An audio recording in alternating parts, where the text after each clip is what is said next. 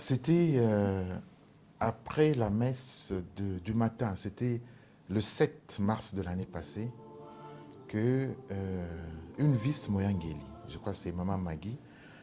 Alors, bon, après la messe, elle vient un peu comme pour me taquiner, dit, ah père, est-ce que vous savez que c'est Sainte Perpétue aujourd'hui? En tout cas, pour quelqu'un qui a eu à célébrer des fêtes patronales où il a été, parce que j'étais au Brésil, alors j'ai senti ça comme une interpellation. Et c'est dans ce sens-là que je me suis dit, en tout cas, si elle peut me le dire comme ça veut donc dire qu'il y a un souci, il y a un besoin. Et je ne voyais pas pourquoi on ne pouvait pas faire, disons, arranger de telle manière qu'on puisse célébrer Sainte Perpétue. Voilà, ça c'était déjà la première motivation. Et la deuxième, bah, écoutez, Sainte Perpétue, c'est la patronne de notre paroisse. Hein. Je vois beaucoup de gens faire de Tridome, neuvaine de Archange Michael, c'est pas encore Saint Joseph. Et alors que nous avons une sainte qui est une intercesseuse pour nous. Donc ce sont là, hein, ces motivations-là qui m'ont poussé à relancer, si on peut parler de relancement, à relancer cette fête. Mais c'est parti du 7 mars de l'année passée.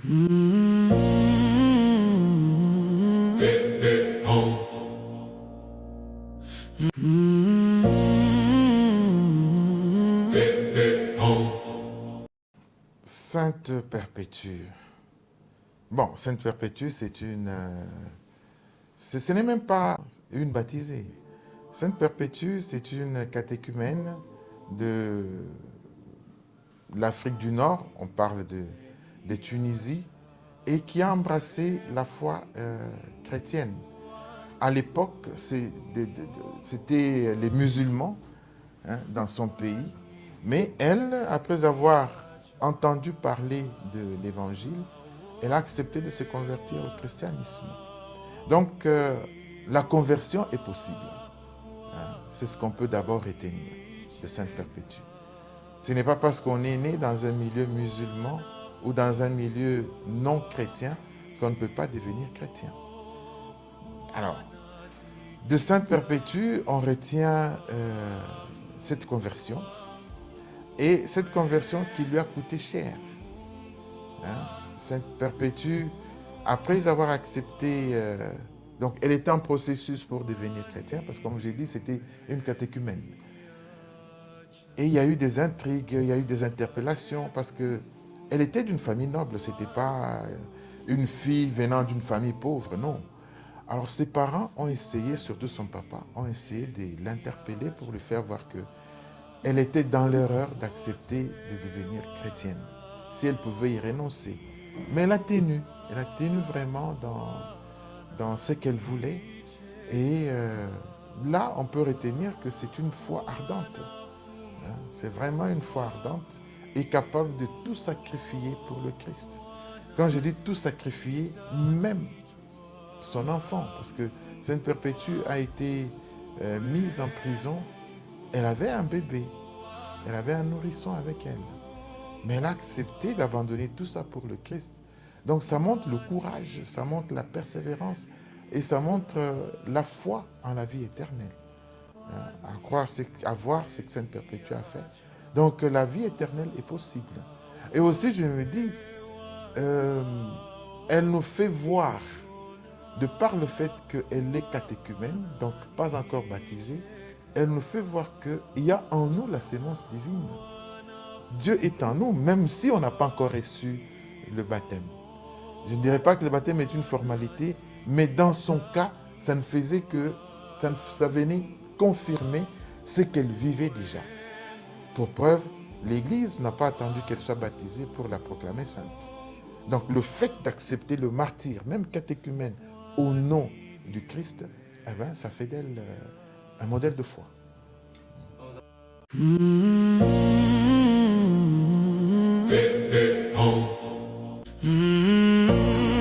Le carême, on se prépare à célébrer la grande fête de Pâques. Et étant notre patronne, Sainte Perpétue est une solennité. Et à ce titre-là, on va la célébrer. Dans l'Église, c'est lorsque une solennité, n'importe laquelle, tombe pendant la semaine sainte, qu'elle est renvoyée, je crois, après le deuxième dimanche de Pâques.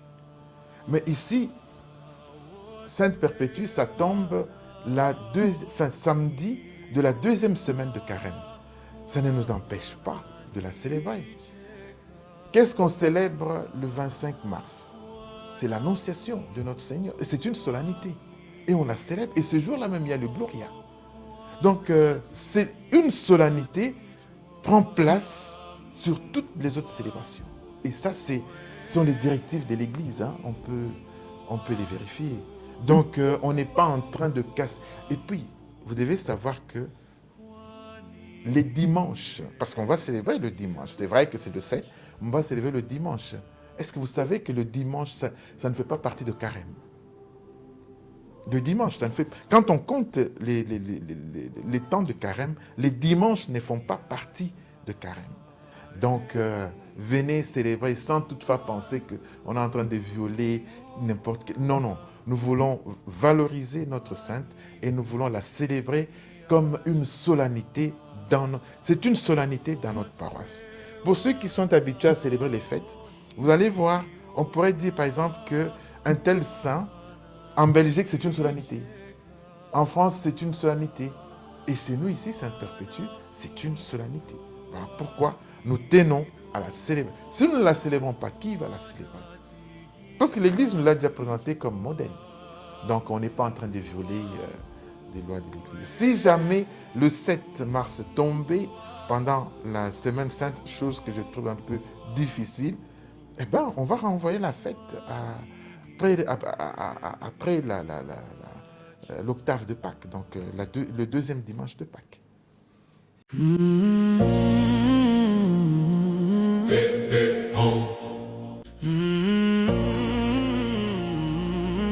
Je pense qu'il y aura beaucoup plus de bien que d'hésitation. Célébrer une sainte, célébrer un saint, c'est toujours un moment de grâce. Hein? Je le dis et je le redis, les grâces sont incommensurables. Aujourd'hui, on peut dire que l'Europe est athée, mais attention, l'Europe a ses patrons. Hein? Et l'Europe célèbre ses patrons. Et la culture européenne, c'est une culture chrétienne. Donc, nous avons aussi intérêt à vivre cette réalité-là. Hein? Et nous avons besoin des saints qui parlent pour nous. Donc, revenons aux bonnes habitudes. Moi, j'appelle ça des bonnes habitudes. Hein? Tout n'est pas à mettre de côté. Il y a des raisons que je pourrais respecter, des raisons qui ont fait en sorte qu'on ne continue pas à célébrer. Il y a des raisons.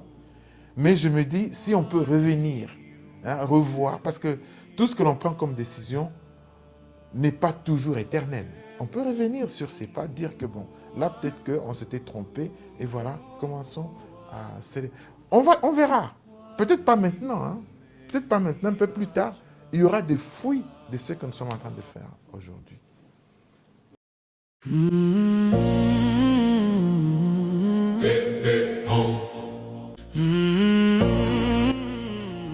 Comme j'ai eu à le dire, ce n'est pas pour rien qu'on peut confier une paroisse à une sainte ou à un saint. Quand nous regardons notre vie, nous avons besoin des gens qui parlent pour nous. Nous avons besoin des gens qui intercèdent pour nous. Et nous avons besoin des gens qui intercèdent pour nous. Hein?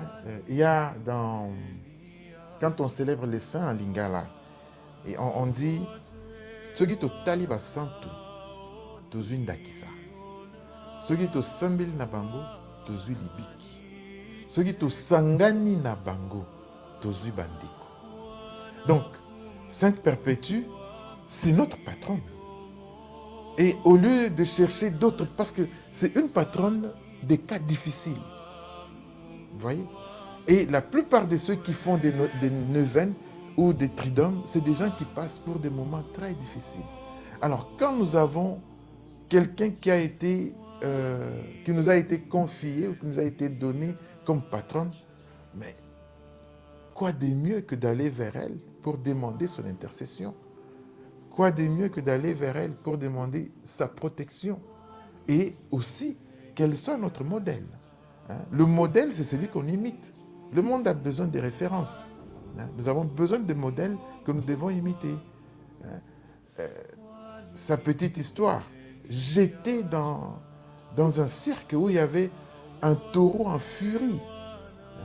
Et puis, j'ai découvert que quand on l'a jetée, elle était, elle était liée, donc emballée dans un filet, donc incapable de se mouvoir. Mais même alors, le taureau n'a pas su mettre fin à sa vie. Et qui a su mettre fin à la vie de Sainte Perpétue? C'est un gladiateur qu'on a fait entrer justement parce qu'on a vu que mais ça là, on est en train d'échouer.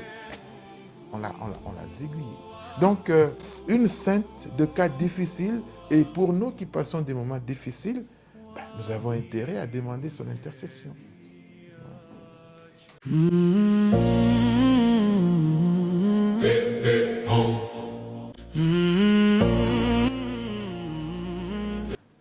Bon, à ceux qui doutent ou qui hésitent, je voudrais leur dire ceci. Le monde n'est pas que physique.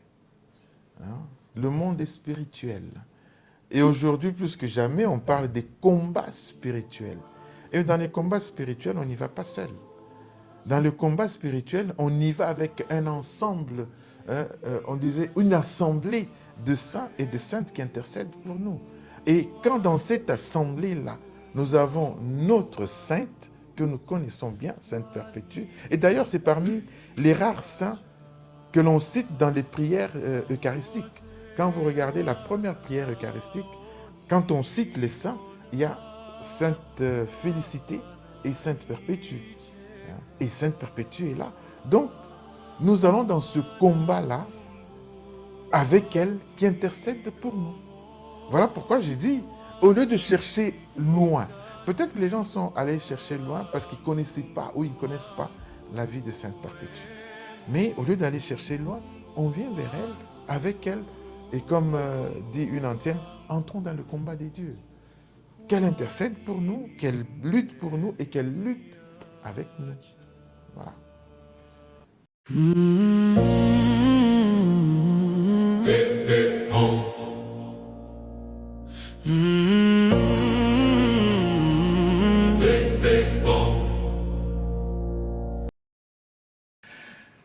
Bon, j'ai fait ce que je peux, et j'ai fait ce que je trouve mieux à faire ensemble avec le conseil paroissial.